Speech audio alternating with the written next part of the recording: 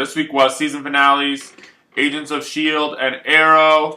I'm going to talk about Agents of S.H.I.E.L.D. first, since that came out first. This was like the first episode of Agents of S.H.I.E.L.D. where I even thought these people were like cool at all.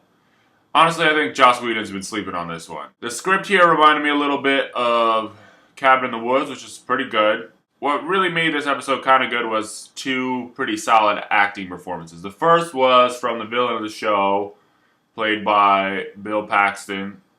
If you don't know who that is, he's the dude from Twister. He basically took a fairly good script that would probably have been a little better in a comic and created a kind of funny, interesting, sort of crazy villain type entity in this episode. The other good acting came from Ming-Na, who plays Agent May Wong.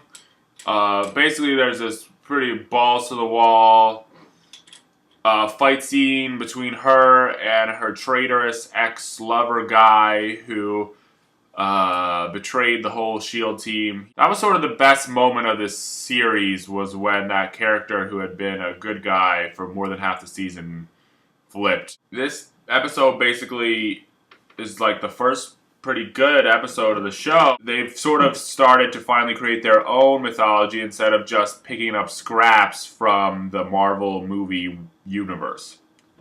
Alright, now let's talk about Arrow.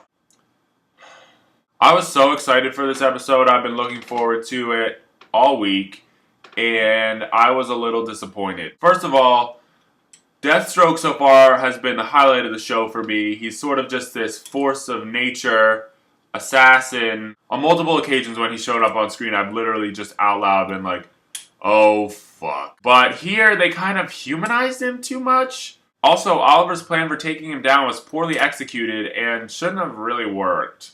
It wasn't very believable. That being said, there's a pretty good knockdown, drag-out fight scene between the good guys and the bad guys at the subway here. Deathstroke's men are all jacked up on Our Man serum, and they're fighting, you know, Green Arrow, Black Canary, Arsenal. It was like, it really hit the spot for me. The thing that really has made the show good is that it's basically two shows existing on two different time periods as we learn more about what happened to Oliver in his past. And this episode really sets up all the flashback scenes to be really, really interesting for next season. So I am looking forward to that. But I wasn't as happy with this as I wanted to be.